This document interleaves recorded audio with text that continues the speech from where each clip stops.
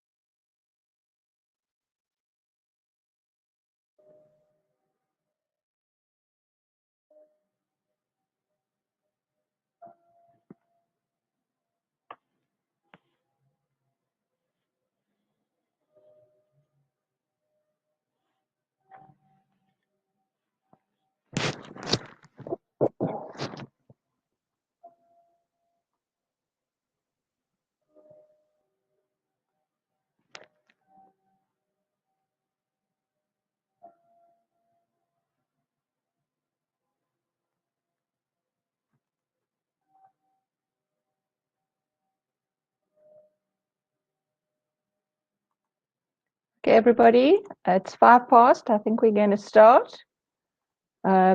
Just want to say hi to everybody so you can see my face. I'm going to minimize myself into the corner, but you'll be able to see me because I'm going to demonstrate a few things as we go through today as well. I'm hoping you all had a chance to look at my bio. So I'm not going to go into a lot of detail, just to say that I'm a registered naturopathic doctor. In overseas, they have a title with an ND at the end of it. In South Africa, we don't put that. And just the ND stands for naturopathic doctor. So today I'm going to be talking about stress and some free ways to de-stress. Some people think that it sounds a little bit wishy-washy, but it's very much based in science, biochemistry, etc. So let's get started. I'm going to put the share screen back on again, and I'll put myself down in the corner. So I hope you can all see. Please, by all means, type in comments as we go along, questions, etc. I will try and juggle the questions as we go through everything. But I have got Karen and Michelle helping in the background to also just give me some indication of what questions we can answer during the session and possibly at the end if there's some time. So hope you all got something to drink. I've just got my water bottle. I hope you've all got some a decent, comfortable seat. Let's get started. Okay, what we are talking about today is basically the effects of stress on your body, and there's a lot of changes in your chemistry actually which gets affected, and I'll go through that in a little bit more detail. There is a lot of complex biochemistry involved in it, and I'm not going to go into too much detail on that specifically today, but by all means I'm quite happy to do another session if you guys are interested, and you can just post comments at the end if you would like me to go into a little bit more of the chemistry and the detail behind things. This is just a quick slide on me and my special interests and my affiliations and who I'm connected to, and some contact details. I'll post some contact details right at the end of the presentation as well. So what do we call health and wellness? Why, we talk about corporate health and wellness, and what does it actually mean? Basically, health is a physical, mental, emotional, spiritual, and social state of well-being, and just not only the absence of disease or infirmity, as the World Health Organization states it. So wellness is much more in-depth than just not being sick. So it's beyond a disease-free state, and it's very important for us to be aware of what are the influences that create dis-ease or our health issues, as well as what can we do to actually improve our wellness or our health in general. So stress itself is often intangible, but it is inescapable. And there are various things that stress out different people. So for me, I'm terrible in traffic, so I'm very grateful that I've got a home practice, that I don't have to drive in the traffic every morning and deal with people cutting me off, or people not indicating. And so I know a lot of you are struggling with traveling and having to travel, although a lot more people are working at home nowadays with the COVID issue and the lockdown stuff. But different things trigger stress in different people. So what causes the stress in you, in other words? So everybody reacts differently to things, and that is what aggravates or irritates or changes the chemistry within the body. So how do you react to the stress? So what is stressful for one person might not be stressful for another at all, and the chemistry might not get affected in the same way. So some people go, really lose the plot completely. And like, I love this picture of the zebra losing its stripes. It is an instinctive thing for a lot of people, but it's a learned behavior for most of us as well. So we've learned from our parents, we learned from people we've seen in different work positions, in job environments, as well as from social interaction. It's often perceived as you're not really busy, you're not really working hard enough if you're not stressed out, which is a fallacy, actually. So I'm going to teach you some ideas about what is good stress and what is bad stress. There are positives when it comes to the effects that stress has in our bodies, but long term it can be very damaging to our systems. So we don't want chronic stress. A little bit of acute stress is what keeps us alive. It helps us to cope in those tough situations. We get that little bit of an adrenaline rush. It helps us to think faster. It helps us to act quicker. It's something that really encourages a better behavior in some people, but also can cause a bit of a freezing up for some people. So it's about learning to deal with it, and it takes practice in some instances as well, how we deal with these things. And this fight, flight, and freeze syndrome is very much linked to being scared in a sort of frightening environment. And I really don't like spiders, so I'll put that one as an example. My husband, Mike, doesn't like spiders either, so it's always a bit of a toss-up who's going to deal with a spider as it comes into our home, etc. But that instant you see that spider is that instant that adrenaline rush is released into our bodies. So just as a reminder, adrenaline in America, they call it epinephrine, and noradrenaline is norepinephrine. So if you hear me say epinephrine, it means adrenaline as well. Okay. So looking at how our bodies react to stress, there are two systems, the sympathetic nervous system and the parasympathetic nervous system. These are what we call autonomic. They're automatic within our bodies. So think of the systems as almost like a wave pattern. And at times we have a more sympathetic nervous system kicking in, and at other times we need the parasympathetic nervous system to kick in to balance it out. So it's all about an excess of one and then a rebalancing with the other to get us through in a healthy way. And if we're constantly in a sympathetic nervous state, in that fight, flight, or freeze state, we end up depleting a huge amount of our nutrients. We end up creating a lot of negative chemistry in the body, and damage starts being done. So it's so important to get that parasympathetic nervous system back in balance on a regular basis. And that is our rest and digest state. So as it says, if we're resting, we're able to then digest our food a little bit better as well. So I'm going to give you a little bit more detail of what happens within the system here. And I've got my little highlighter so you can see when we're in a sympathetic nervous state, our heartbeat starts increasing, which I'm sure we've all experienced at some stage.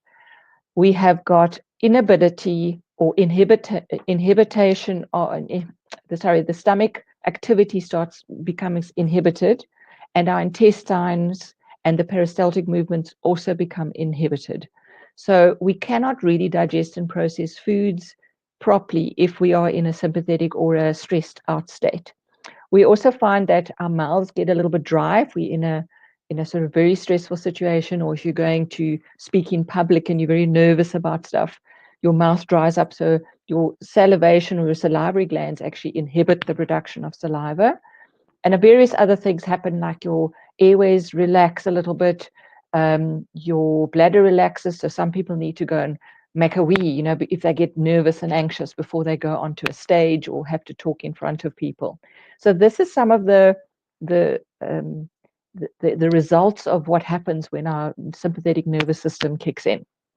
And then with the parasympathetic nervous system, our rest and digest state, our heartbeat slows down. We start able to actually stimulate the digestive capacity of our stomach and our intestines. We are able to inhibit the release of glucose and the gallbladder production of bile, etc.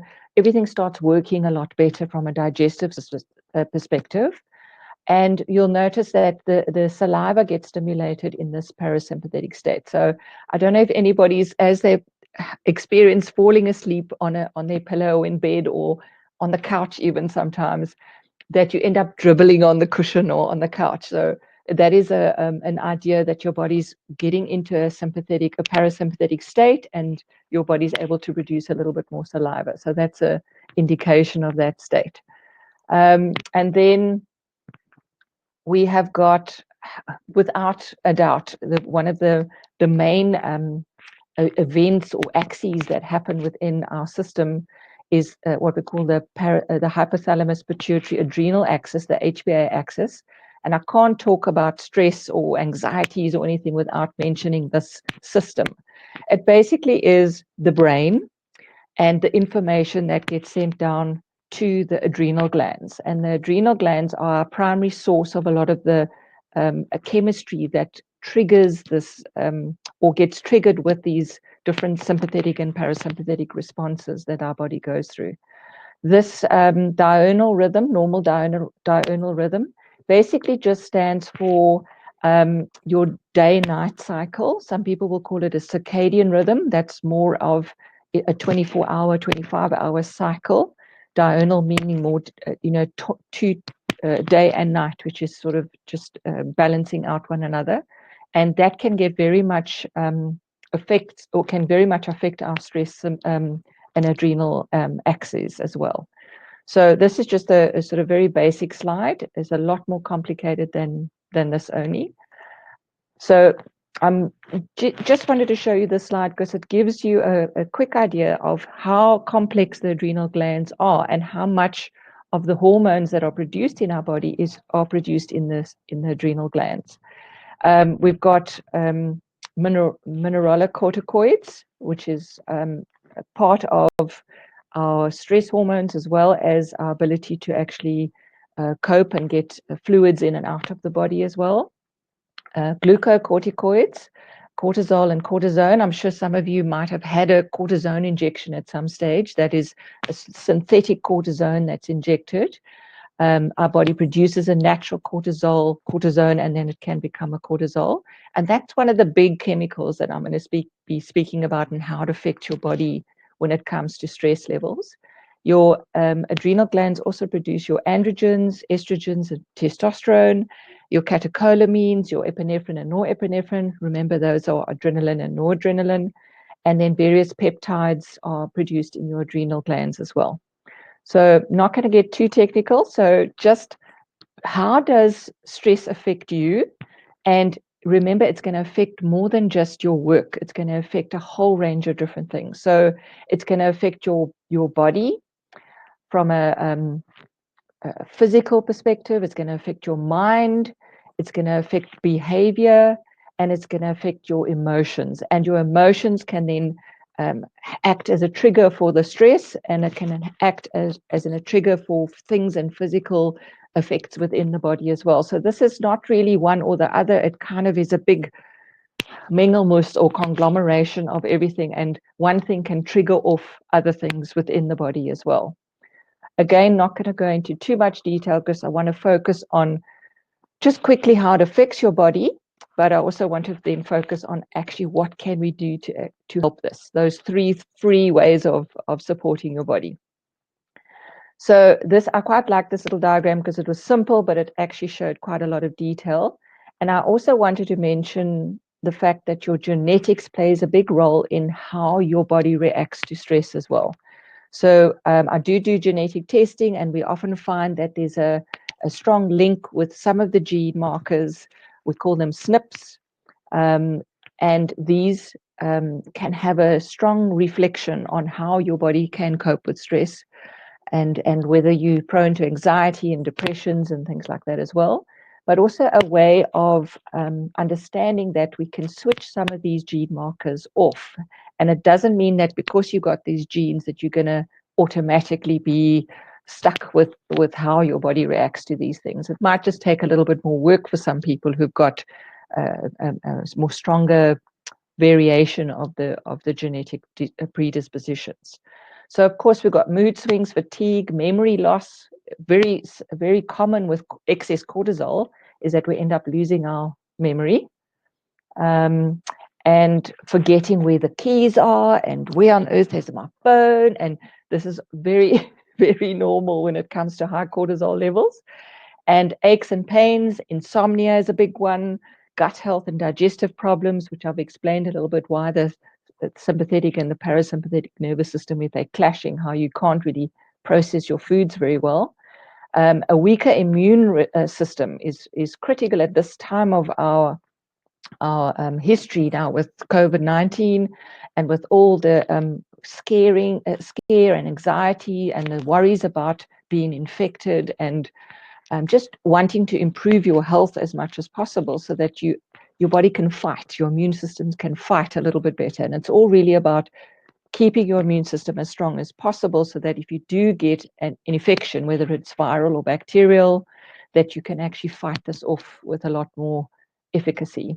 Heart health is a common one, blood pressure and various other cardiovascular related issues. And then weight gain is a common one we find with excess cortisol as well, particularly around the abdomen.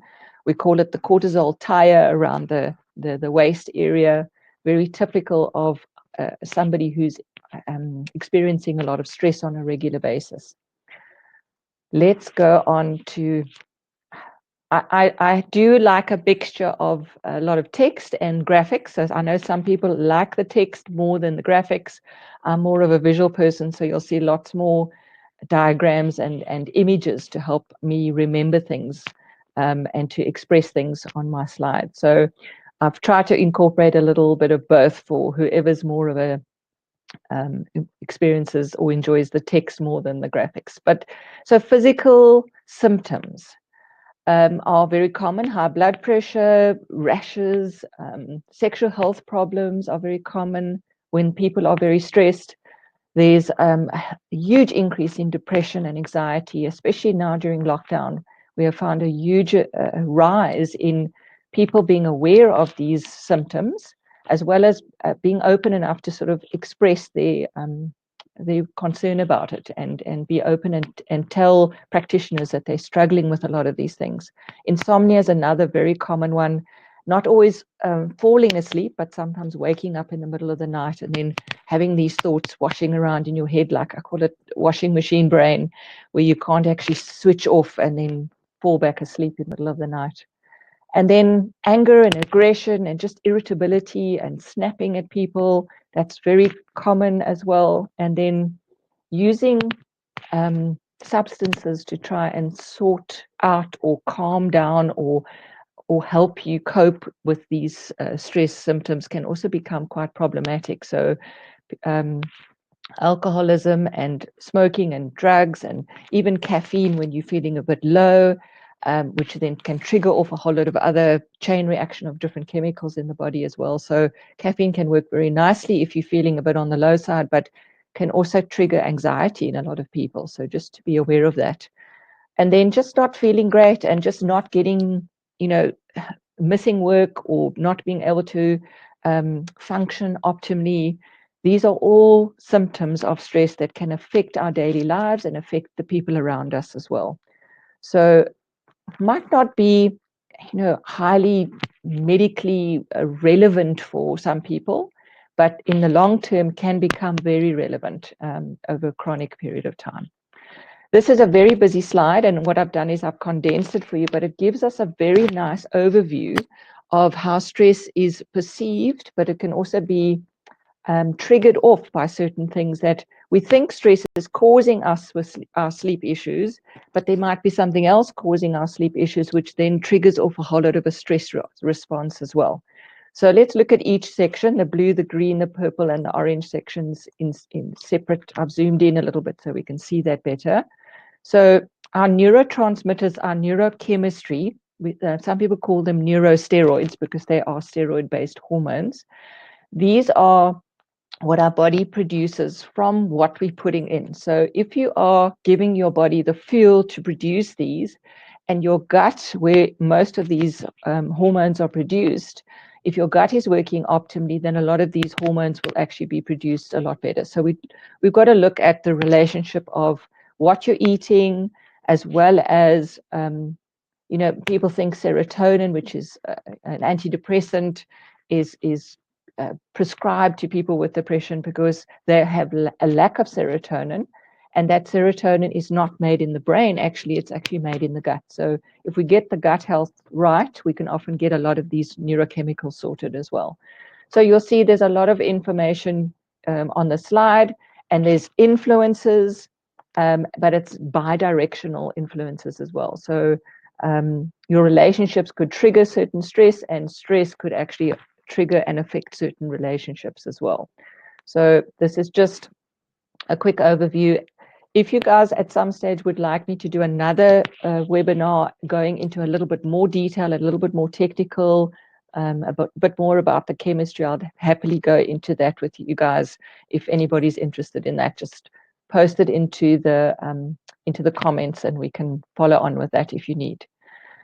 Okay, so looking at the circadian side of things, this is sleep-related stuff, and then also that light and dark distribution. So if you are working on your tablet or your phone or your computer late into the night, or if you getting excess of what we call blue light from the screens and you're not getting enough sunlight, which is natural light, full spectrum light, not enough infrared light, this is also going to affect your circadian rhythms and create sleep issues. But we can use it as therapy and support to actually help reduce some of these chemicals to help you sleep better as well. So remember, it's bidirectional all the time. So we can use caffeine to help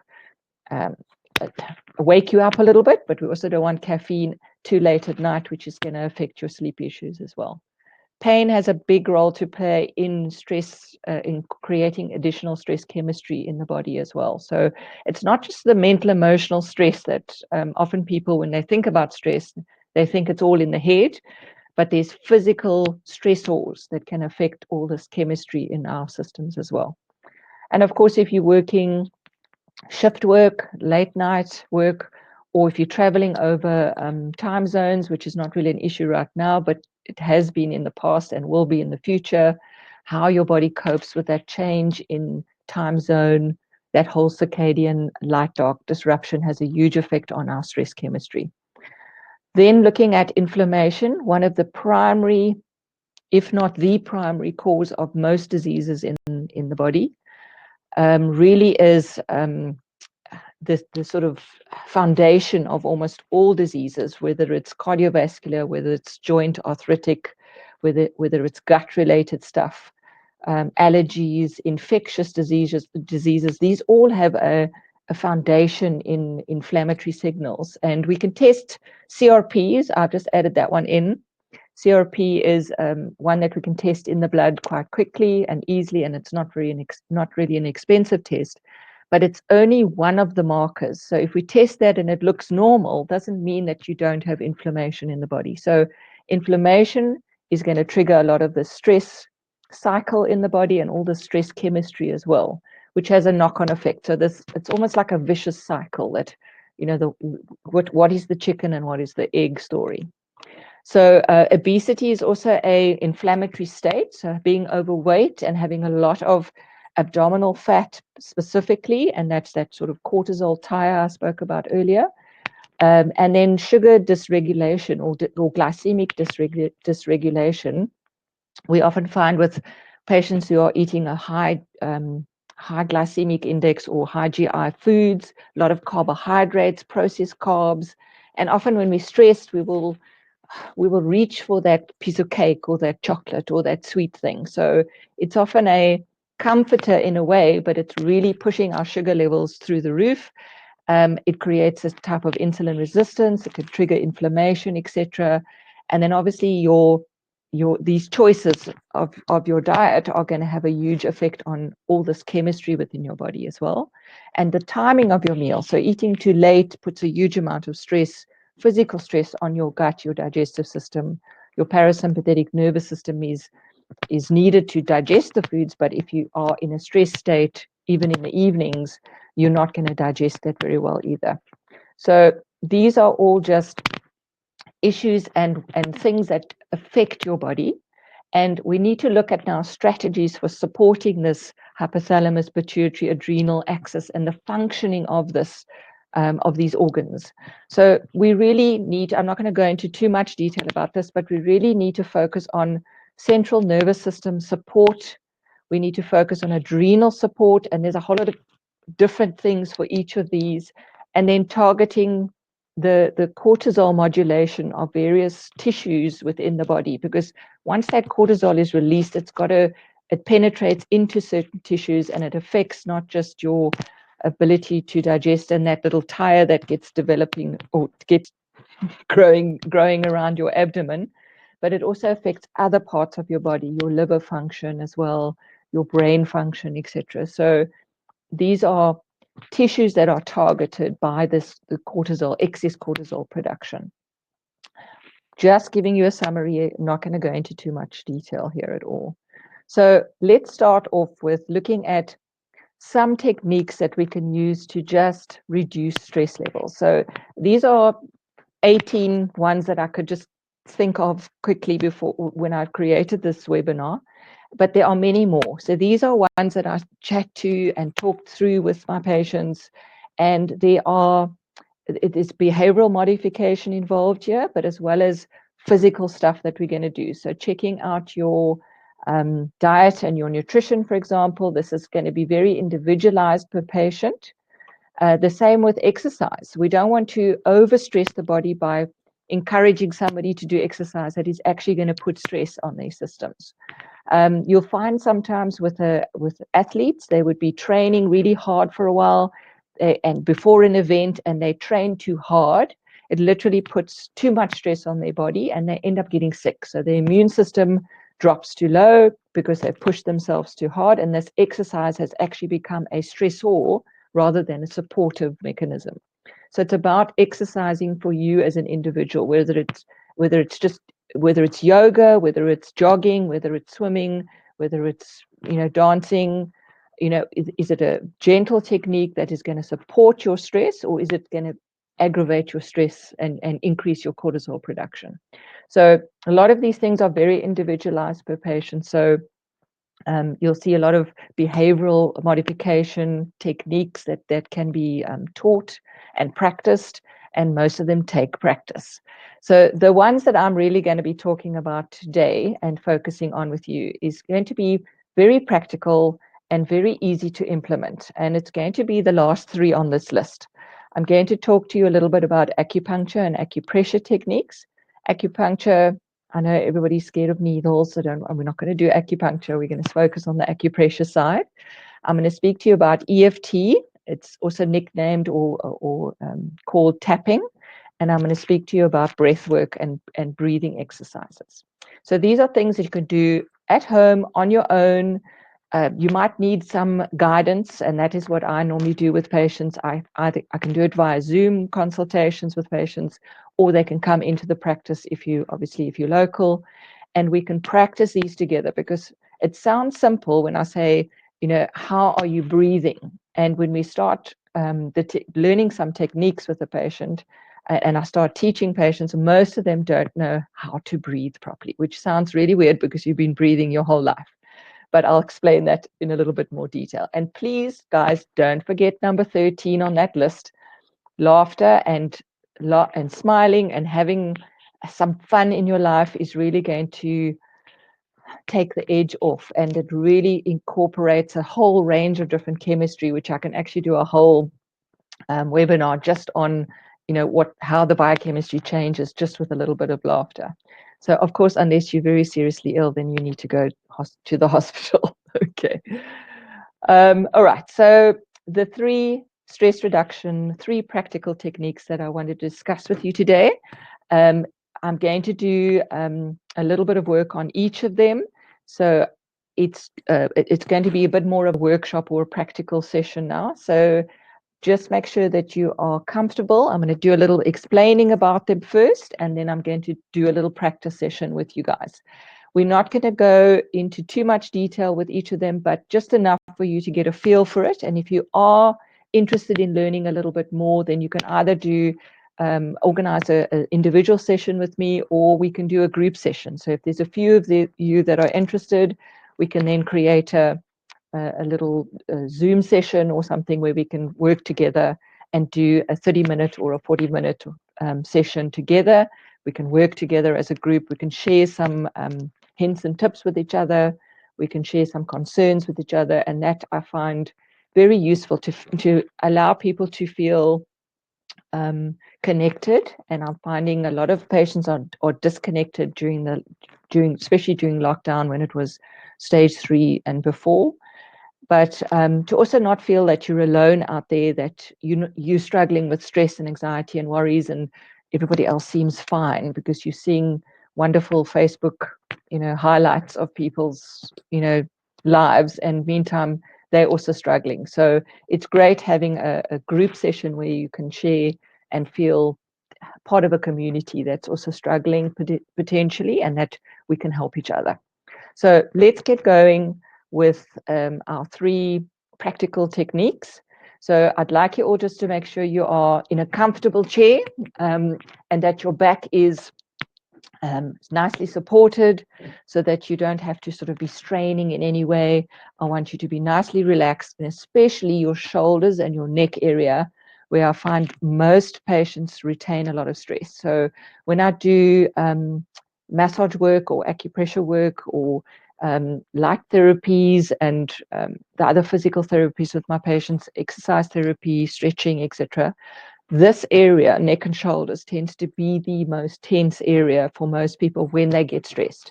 And I find also during winter time that people are a little bit colder, and they're sitting sort of more hunched up, and their shoulders are definitely much more hunched up, and a lot of tension and stress happens in this area here too. So we get a lack of blood flow and a lack of neural information. So the nerve flow from your brain to the rest of your body gets impinged or pinched to a certain extent, and the muscles get very tight, so the blood flow is not, you're not getting a good nourishment of blood flow to the brain and to the rest of the body, because you're scrunching everything up here in the neck area. So make sure you're nicely relaxed, make sure you're leaning back slightly. I'm just quickly checking the comment section. I don't see everybody's hearing me fine. There are no issues there at all. Great stuff. Okay, so we're going to start off with just learning how to breathe properly. Now, my patients who've had some drama training or elocution lessons or stage presence and being taught how to speak to an audience, if they have had and played any wind instruments, I find that they tend to know how to breathe with their diaphragms. Whereas most of my other patients, if I say to you guys, take a deep breath in, everybody goes shoulders up and shoulders down. But breath work or breathing properly has nothing to do with your shoulders. So some of the breath work techniques that I'll give you access to on my website later, you might need to practice some of these in front of the mirror first, just so that you get a feel for how your body is reacting to this, because you think you're breathing correctly and you might not, you might be using your muscles incorrectly, and your chest cavity and your abdomen might not be working as optimally as it should. Okay, so let's start off with the basics of breathing. So we all know that when we breathe oxygen in, we're breathing air, which contains a whole variety of gases, but nitrogen and oxygen being the main ones. We want to get oxygen out of that for it to go to the rest of our body. So oxygen in, the body then diffuses this, it gets diffused into the red blood cells, and then it gets transported via the heart, which is pumping this oxygenated blood to the rest of the body. So this is happening in the lungs, remember. We also, at the same time, are our body's releasing carbon dioxide from the bloodstream into the lungs, into the little alveoli, which are the little sacs in the lungs. And this is happening sort of at the same time. We want to make sure that we're getting enough oxygen in. We want to then have a little pause in between so that we allow this gaseous exchange to happen. So the oxygen to go into the blood and the carbon dioxide to come out of the blood. And then we want to be able to exhale this carbon dioxide as much as possible. We also don't want to have too much oxygen, and we also don't want to have too much carbon dioxide. So it's about finding a good balance. And each person is different because your lung capacity is different based on the size of your body and your chest cavity, etc. And then also if you've got any respiratory diseases or ailments like pulmonary diseases of any kind, or asthmas and things like that. So we've got to take that all into account. So I'm just going to give a basic general, one of the main techniques that I like to use with patients. So just a bigger view of what's happening in the body. We've got inhaled air in, so that's our oxygen. O2 is the symbol for oxygen into the body. The red blood vessels symbolizing oxygenated rich blood, and CO2 poor blood. And the heart then pumps this rich blood, oxygenated blood, to the rest of the body. And at the cellular level, we get this exchange of oxygen and carbon dioxide as well. And then we've got the CO2 rich blood, which is symbolized by the blue.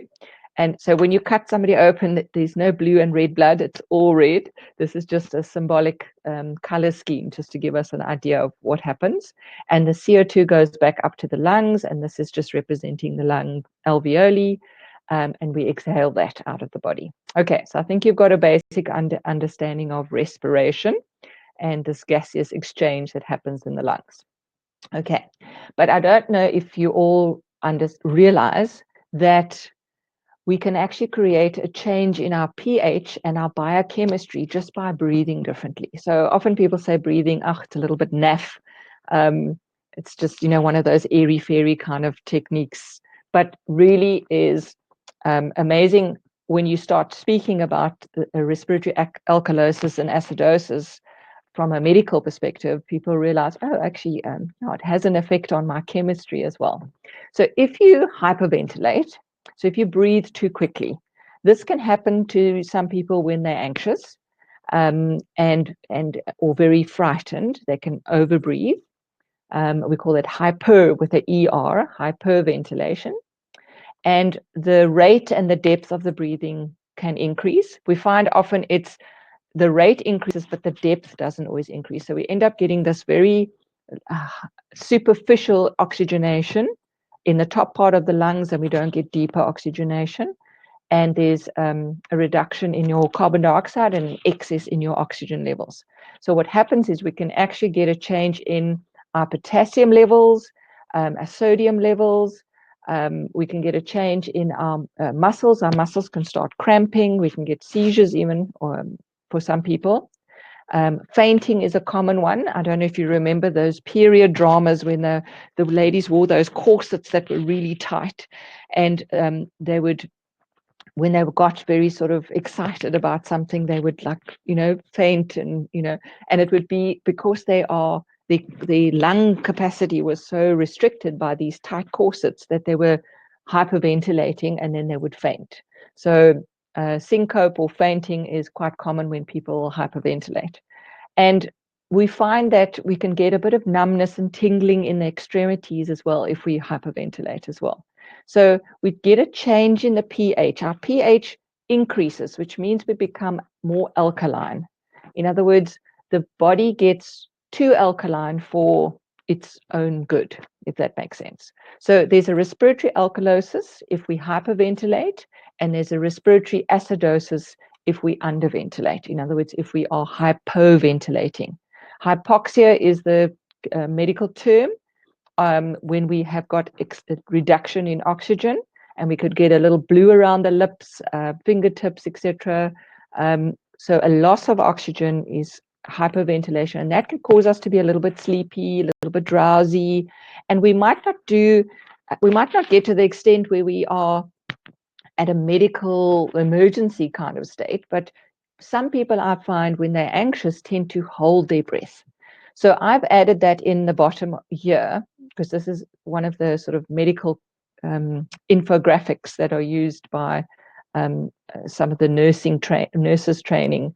And holding the breath is very common in anxiety patients. And I have found that in my practice that a lot of patients are clenching their jaw, they're shrugging and clenching their shoulders, and they're holding their breath when they're anxious, and not so much the hyperventilation, which we often see in like a movie when somebody's putting a paper bag over somebody who's hyperventilating in an anxious state.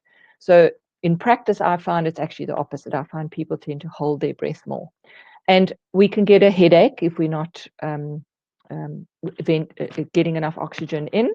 So mild headache, drowsiness, a little bit of muscle weakness, and change in chemistry as well. So excessive amounts of sodium and potassium, etc. And then the heart can also become dysrhythmic. In other words, you can get a bit of a fast heartbeat or a skipped heartbeat, etc. So and that's related to that chemistry of the potassium and the sodium, etc.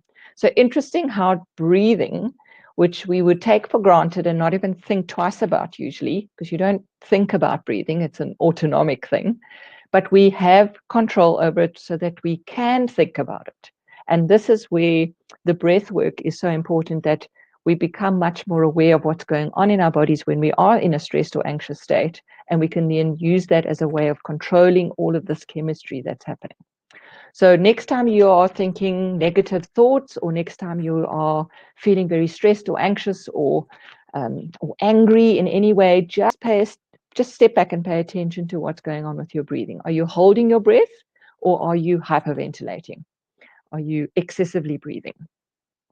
So are you doing a quick and shallow, or are you holding and doing the hyperventilation thing, which a lot of patients do?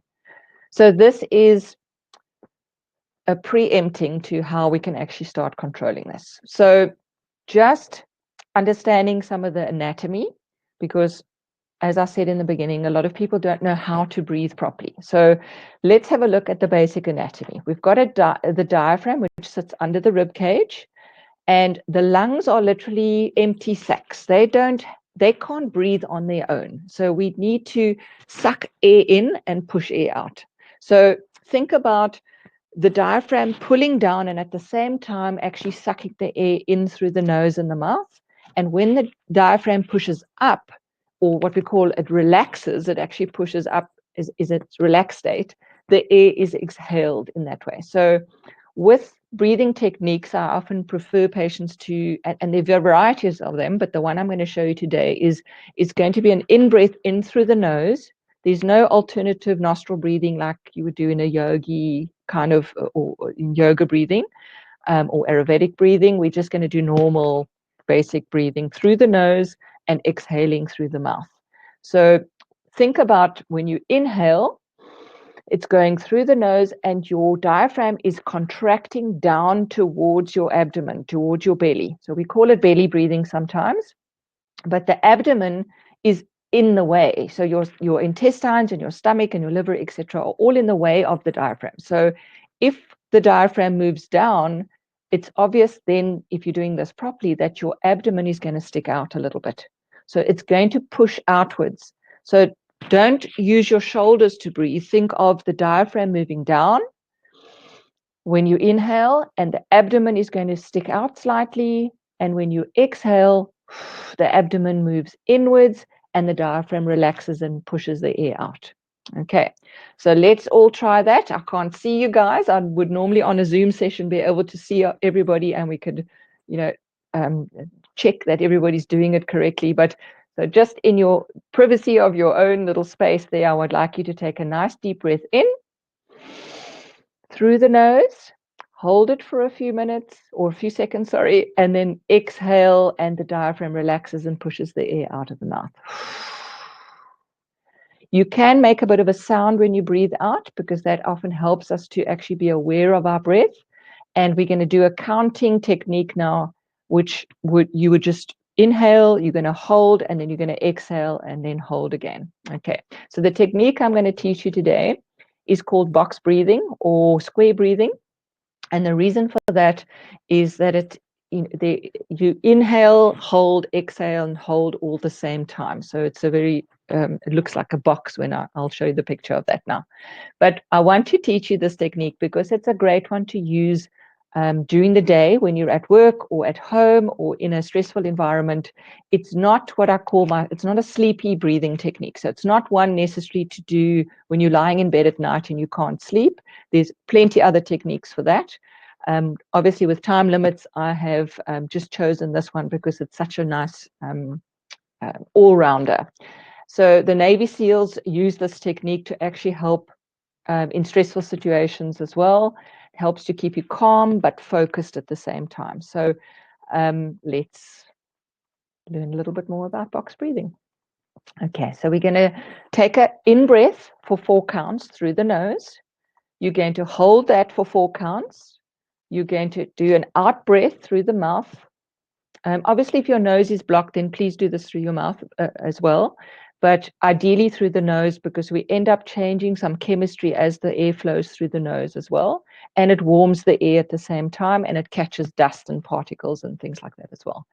Obviously not ideal if you're wearing a mask, but you can do this while you're wearing a mask as well. And often patients are finding that with the masks, when they're out in a public environment, that they actually are struggling to breathe properly. So you can do this wearing a mask, but it's going to take a lot more effort to get the oxygen in and out as well.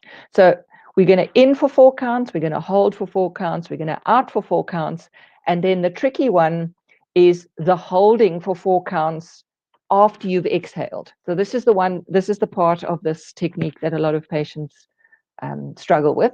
It's just going to take a bit of practice. So let's give it a try. I'm going to go backwards again. Let's go in for 4 counts, and let's go out for hold for 4 counts,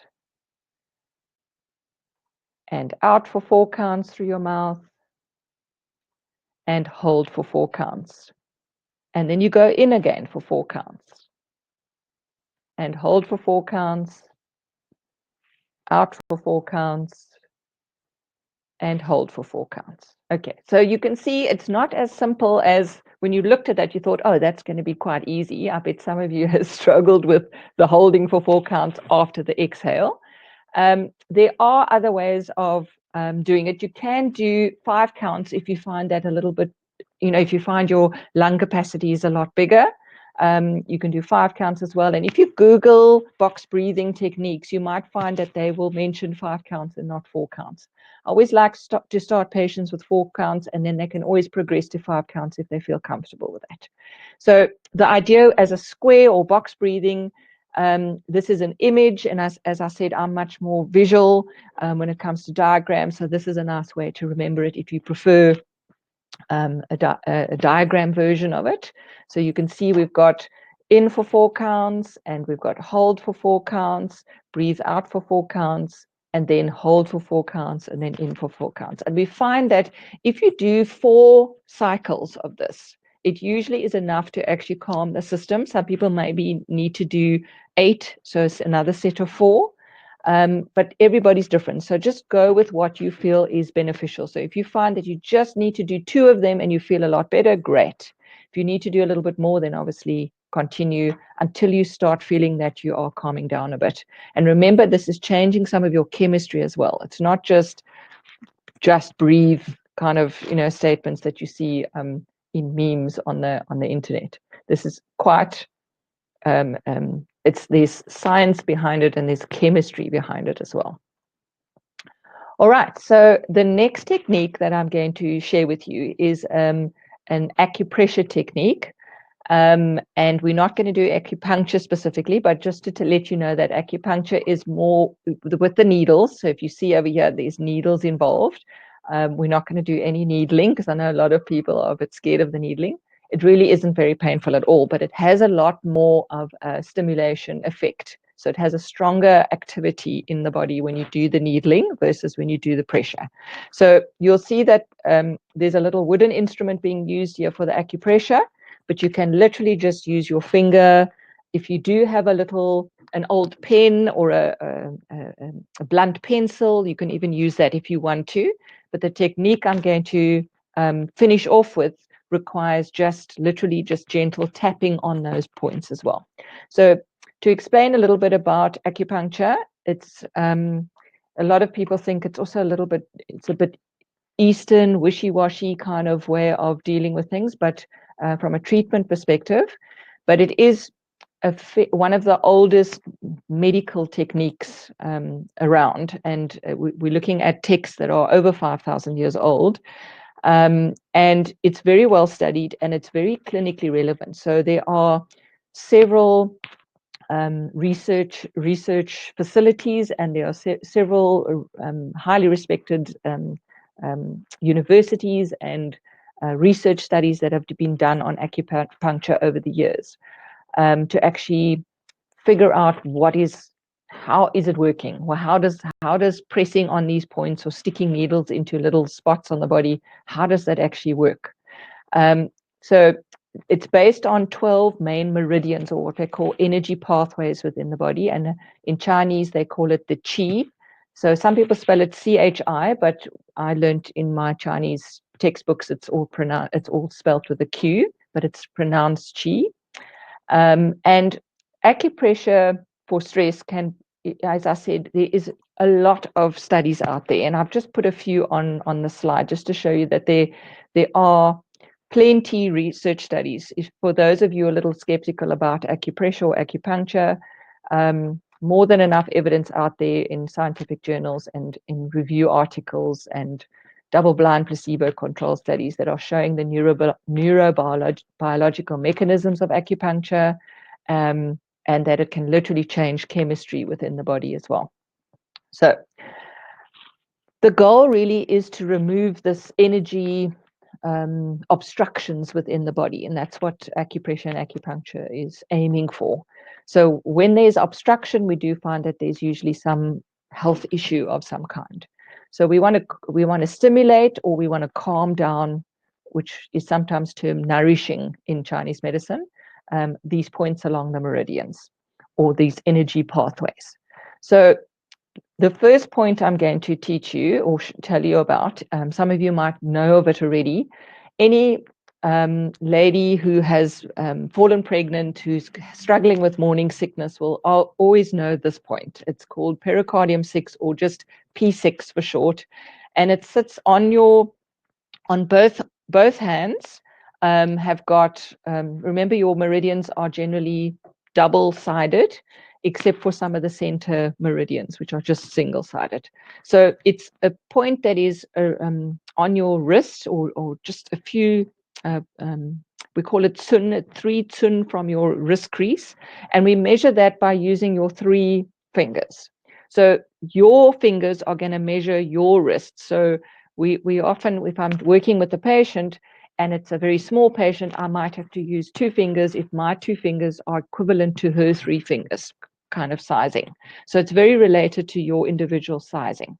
So that's why your fingers will be a great measurement. Okay, so it's 3 fingers on the wrist, from the wrist crease, and you will feel 2 tendons slap bag in the middle there. If you can press it with your index finger if you want, or you can press with your thumb. So the pressing of the point is, again, not as strong of an effect as it would be if we were needling that.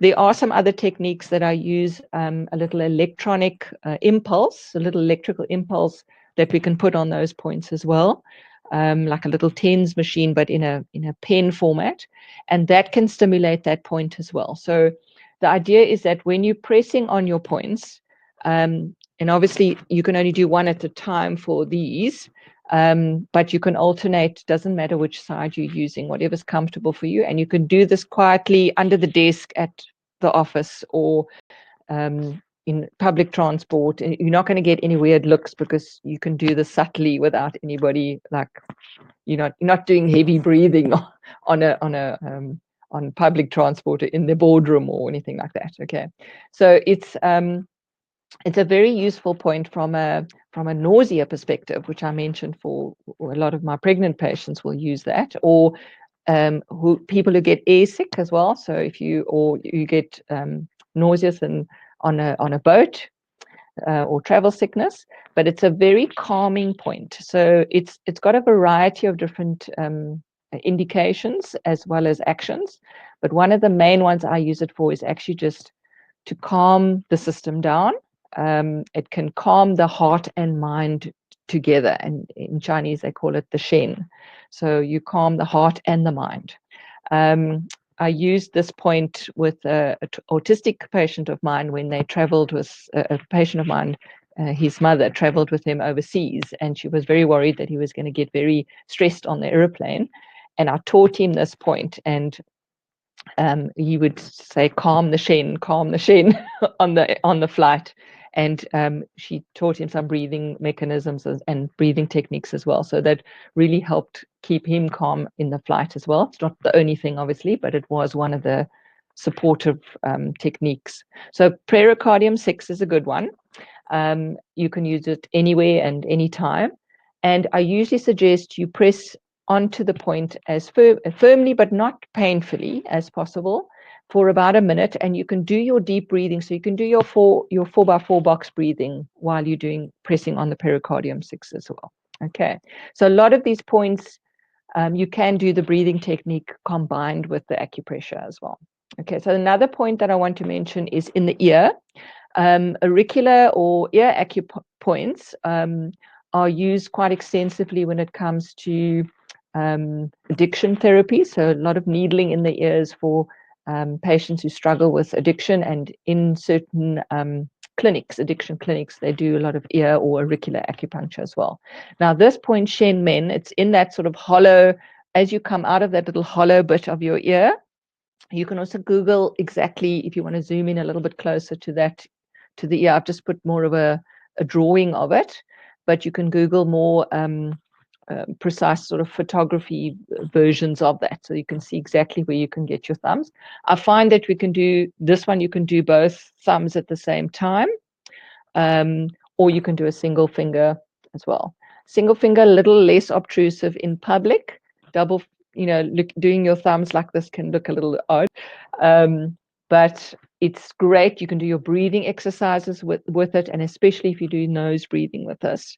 And you can even pull your ear slightly up and away from your scalp, which can also be very relaxing for a lot of people, especially when there's all these muscles and this area is very tight and tense. So pulling the ear up and away and then squeezing onto the Shen Men spot.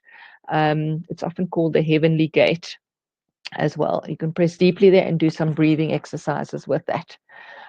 They've done quite a lot of studies on this point specifically, and they're combining certain terminology in modern medicine now, where they actually call it neuropsycho-emotional or neuroimmunology and neuropsychoimmunology. And so they're realizing or seeing the interweaving and the connection with all this.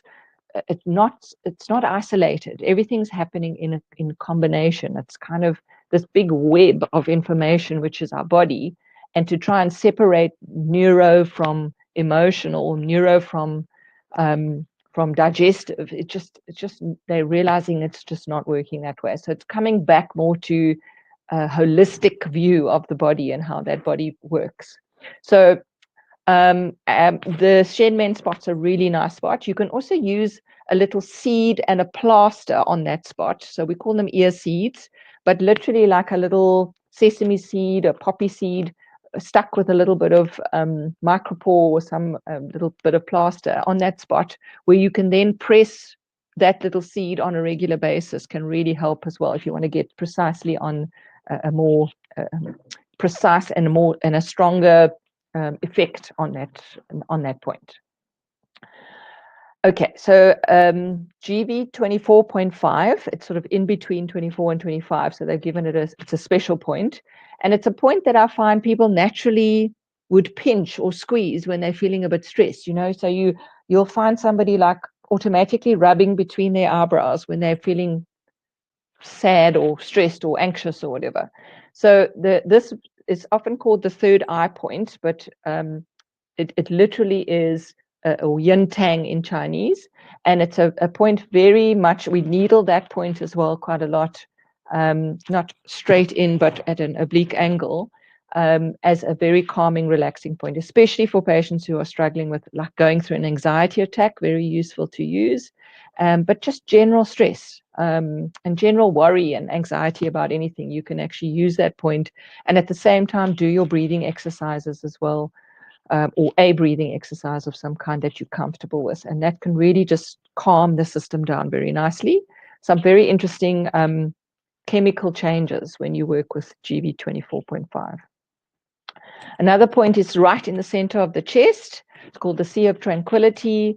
It's actually quite interesting because if you pray and you put your hands together, it literally is kind of where the knuckle of your thumb meets the intercostal space, the fourth on the sternum there. So I'm not going to go into too much details there. You can get copies of all of this, the slideshow. I'm happy to put it up onto a Dropbox or something for people to access if you want to come back to these. And then liver 3, very difficult to do in the office because you have to take your shoe off. But a nice one to do in the evening, especially if you're feeling a bit stressed or anxious or worried about things. It promotes relaxation, but it also helps the liver. It's liver 3 point, so it's very much linked to the liver and gallbladder, working with those the chemistry behind that. Remember, your liver is your primary filtering system, and the more stress chemistry you've got floating around in your system, the more the liver has to actually filter and sort that out as well. So the liver 3 point is a very nice one to use in the evening, or if you're at home, obviously just you can do that quite easily. Okay, it's a great one if you've got high blood pressure as well, and it has some indication for lower back pain and for ladies who struggle with PMS, even for eye problems as well. And not a main point for male impotence, but is one of the points we would use in a combination of other points and with other treatments and therapies. Okay, so sorry, Thomas, I see you've lost network again. I hope you've reconnected. Anybody else? Everybody managing to hear me okay? Great. I think we've got 5 minutes or 10 minutes left. The last technique that I am going to discuss with you it's called emotional freedom technique. It's nicknamed EFT or tapping. Some of you may have heard this before. It's a combination of psychology, modern psychology, and using some of the Chinese acupuncture points. So it's a mixture of modern psychology techniques and ancient Chinese techniques. So it's a nice combo. I quite like mixing and matching some of the modern Western medicine stuff with the Chinese stuff. So I've got a very eclectic approach. I kind of mix and match depending on what is usable and suitable for a patient. So I would uniqueify it is my homemade term for that. Oh, great, Thomas. Glad to hear you back online. Okay, so EFT is literally just a way of you basically tapping on certain acupuncture points, and you're going to be using some verbal statements to actually help process certain things that are going on in your life. So it's what I like about it is it's not that you don't try and think yourself positive, which some of the affirmation stuff I find is you're trying to force yourself to think positively. And whereas EFT, you just are making a statement, even if you don't think that you're being positive, it's actually going to help you to be a little bit more positive. And you don't try and physically change your attitude and your circumstances. You're just saying these words which eventually start making changes and literally change chemistry as well. So you are just affirming that you've got this issue or this problem or this pain, and you're just accepting that you've got it. You're not saying, well, I've got to force myself to think positive things all the time. Okay. Positive thinking has got a place when it comes to supporting patients that are struggling with anxiety and worrying more. So it's called my stressed and worried type of patient. We sometimes need to do more positive journaling or with positive thoughts rather than and exposing those negative thoughts and just coming up with positive thoughts to counteract that to a certain extent.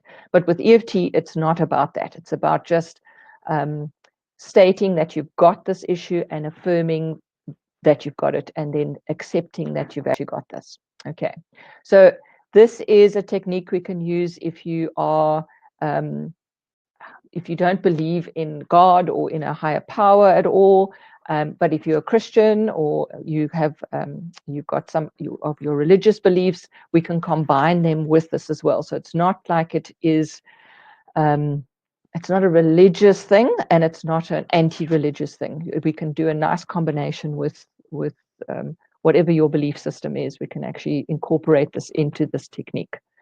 So the EFT, there's a setup statement. So there are words that you need to say either to yourself in your head or out loud. In the beginning, it might be easier for people who are a little bit shy to say things out loud to themselves, even if you're standing in front of a mirror.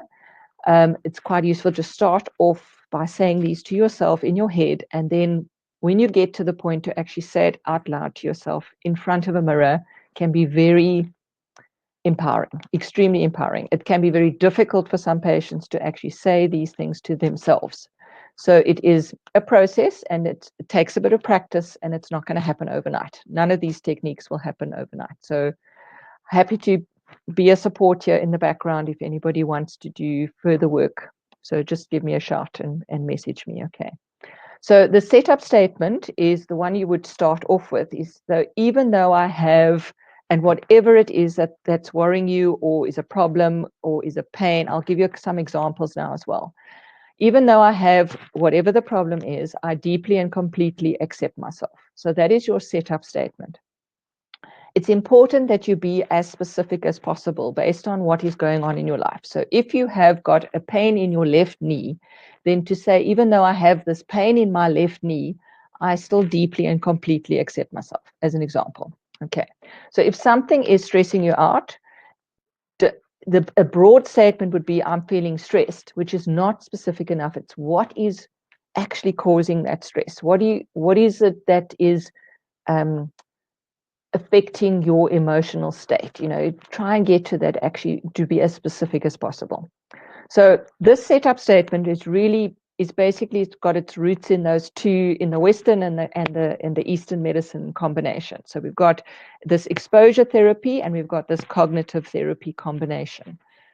And we are, like I said, we're exposing yourselves to this, to your negative experience, but at the same time, you are still allowing yourself to have that emotion or that pain, and accepting yourself with that. So your cognitive therapy, or the restructuring side of it, is that affirmation or that self-acceptance of having that issue or that thought or that belief or that physical issue that you're experiencing. So when you say, I deeply and completely accept myself, that is something that patients often haven't said to themselves ever before. I sometimes even encourage patients to say, I deeply and completely love myself. And some patients have never said that out loud to themselves, that they actually love themselves. They often haven't heard it from other people either. So this can be profound in a lot of people's lives. So it really is, it sounds very simple, but it has profound effect on this self-acceptance, the self-restructuring of this brain, this cognitive therapy that we are working on as well. Okay, so the setup statement examples I said I'd give you is, for example, even though I had that awful car crash, even though I have this migraine headache, even though I have this fear of heights, this pain in my knee, this craving for alcohol, this fear of spiders, this urge to eat another donut or whatever it is that if you're struggling with overeating, you still end it off with saying, I deeply and completely love, or I deeply, completely accept myself. Okay, so this is just some examples. You can then come up with whatever, and it can be different. This at the moment, it might be that you've got a pain in your lower back. It could be that you're worried about, having enough money to pay the rent at the end of the month, or it could be that you are, craving or you overdosing on medication, and you're actually needing certain medication to calm your system, and you want to just. So even though you're craving that, or even though you are feeling like that addiction to that, you still completely and deeply love yourself or accept yourself. Okay, so it's just affirming yourself in that issue and using that setup statement to actually be as precise about what that issue is. Okay. I've put in red on the side here that this section here is what I call your reminder phrase. So you don't have to then, as we go through tapping the various points, you don't have to say that even though I have that or had that. You could just use the last bit in red so that you could tap through it a little bit faster rather than saying that whole sentence every single time. Okay, so whatever it is that your issue is at the moment, that is what we're going to tap through. So come up with something in your head, think of something that's worrying you or that you're feeling stressed about, or that if there's pain or anything in your body, I want you to try and be as precise about that as possible. Okay, so we're going to then take whatever that issue is and we're going to give it a rating from 0 to 10. So this is what we call our SUD scale, or subjective units of discomfort or subjective units of distress. And it really is just a way for you to gauge, is that pain level at an 8 out of 10, or is that anxiety for a specific thing, or that distress of some kind, at what level is that? So that you have a starting point, so that you can say, is this working? How are you going to assess if you don't have some kind of quantitative way of actually saying, well, I've done some tapping now, it's got better, or is it the same? How are you going to know if it's the same or if it's got better? You have to come up ideally with a numbering scale so that you can say it's 8 out of 10 and I've tapped through that 3 or 4 times and I feel it's dropped to a 4, which means it's working. Something's working. So that's the whole point of this the SUD scale. So whatever it is that you are going to tap through as your example today, give it a score out of 10. Jot it down on a piece of paper, because your mind plays tricks on you, and you often say, I'm sure I said it was a 9, but I actually said it was a 6, so write it down on a piece of paper. Make sure you remember your number, and then we're going to tap through as an example, and then you're obviously going to need to do this for homework and practice this on your own a few times, because we won't have time today to do, a set of 7 or 10 of the rounds. Okay, so step 1 is you're going to write down your SUD score. How are you feeling right now? Where in the body are you experiencing it? Is it a mind thing, a worry, stressy thing that's happening in the mind, or are you experiencing it in your gut? Are you feeling like a knot in your stomach because of this? Are you feeling, pain in your lower back? Are you feeling a tightness in your throat? Or, where are you physically experiencing that as well? That can just give us an indication of where are you've got your number out of 10, but where are you experiencing that? And then we're going to tap through a series of points. I have put the summary of this up onto my website. So I will give you a password to link to my website, and you can actually access these documents fairly easily. They're in PDF form. You can then download them, and then you can have this all in a summary format. Okay, so don't worry about writing things down furiously now. I just want you to focus on the process for now. Okay, so we're going to tap fairly firmly, but I obviously don't want you to hurt yourself. You can use 2 fingers. Some areas, for example, like if it's next to the eye, a single finger might be more appropriate. And these points here, but two fingers can also be used for tapping. And then the double points we can do with 2 fingers. Some people do with 4 or 3 fingers as well, whatever you feel comfortable with. Okay. The first point that we're going to start off with, and we generally tap about 7 times, but it's quick tapping, so it's not slow drawn out stuff.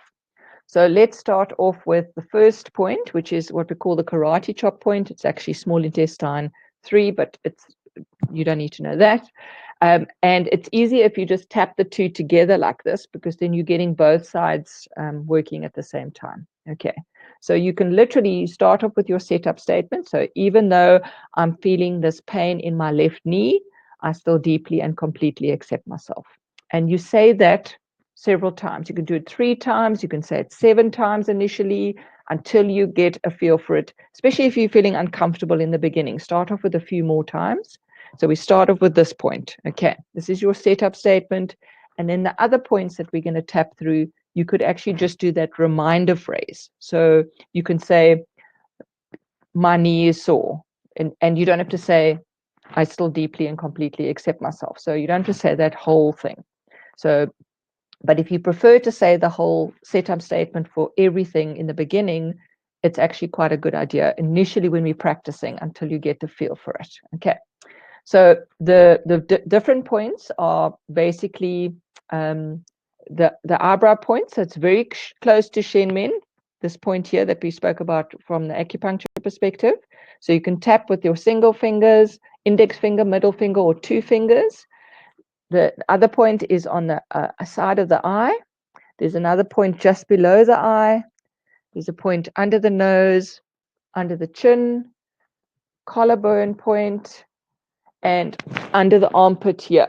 You'll find that if you press a few times, you'll find a spot that's quite tender, and you can give yourself a hug to do this. Or if you can't manage, I find often with ladies, they struggle because of the boobs get in the way, but you can do a single point under the arm, or if you can manage to do two at the same time.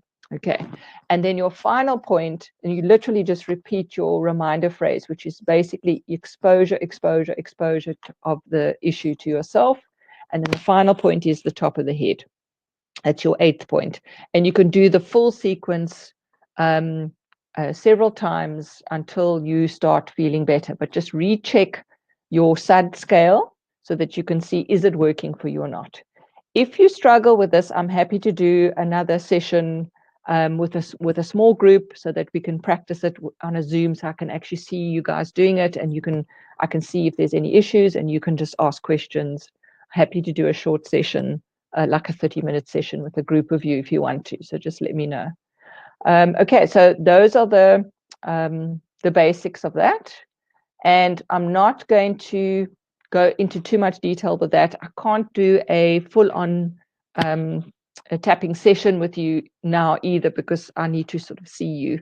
It makes it a little bit easier. But in closing, I just would like you to try and relax and enjoy the crisis, if that's possible. And remember, these things are based on your perception and how you feel about them and how you're dealing with them and how you're reacting to them. So if we've got a few techniques that we can help, try them out. You might find that tapping is not the thing for you, and you might prefer the breathing exercises. Or I've got, there's progressive relaxation. There are certain vitamins and minerals and herbals, and there are other supportive things that we can use to actually support you as an individual through your stress and your anxiety and all the worries that you might be going through.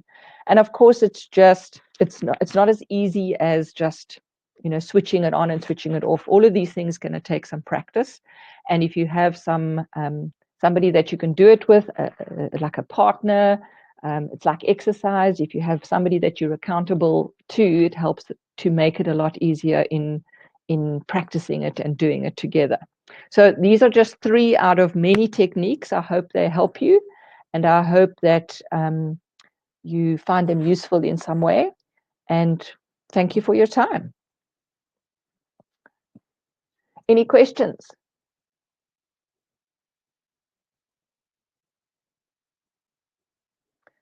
Okay. Let's have a look here. How often should we be doing, thanks Karen, how often should we be doing this breathing technique a day? Karen, it varies per person. The more anxious you are, the more you would need to do these breathing techniques, the more stressed out you are, etc. I find some people are quite happy with doing a morning session and then an afternoon session, but I do have some patients who are needing to do this fairly frequently, and they base it on how they're feeling. So you need to be quite aware and mindful of what's going on in your body and how you start reacting. So if you feel, some patients get sweaty palms, some people, their heart start going a little bit, their mouth dries up a little bit, and those are often signs to them that they need to start, doing something differently. So whether it's walking outside bare feet and getting some, grounding with the earth and doing some breathing exercises at the same time and getting a bit of sunlight, getting away from the blue screen, we do a combination for everybody, whatever you feel comfortable with and whatever's available to you. I chose these 3 because you can do these in the bathroom at work, even if you need to. So it's not like you have to have anything special or it costs anything at all. It's just going to take a little bit of your time. So your breathing exercises, to summarize, you can do as often as you like and as often as you need, and just use a little that SUD score with your breathing as well, just to see if it is actually working for you. Is it bringing your level of anxiety down? Do you feel a little bit more focused and a little calmer that you can now carry on working? Yeah, give it a try and let me know if it works for you. Let's see, any other questions? Thank you everybody for joining us today. I hope it was of some benefit. Let me just see. Thanks, Peter, for your comments. Okay, I think that's it. Please feel free to message me, and this is, I've put up the password, Enshrine 20. If you go onto my website, there is a, under consult info and questionnaires, if you click on that, you'll see there's a drop-down menu, and there's another drop-down called more patient info, and I've put some documents on a stress assessment if you're interested in doing that. That's just a score out of 1 to 3, 4 of how stressed you are and how your body is reacting, if you want to get some feedback from me on that. There's EFT tapping info I put on here, and then there's a summary of the breath work, the box breathing specifically. Okay, so you've got that available for the next few weeks. I'll leave that up there. Please remember to use the password if you are struggling to get hold of that. And yeah, you can message me. I'm available on WhatsApp. I'm doing online presentations and Zoom consultations with patients as well. And if you're local in Cape Town, you can make an appointment to come and see me if you want to. Okay, I think that's it. Okay. Thanks a lot, everybody. And I'm going to switch off now. Okay, bye.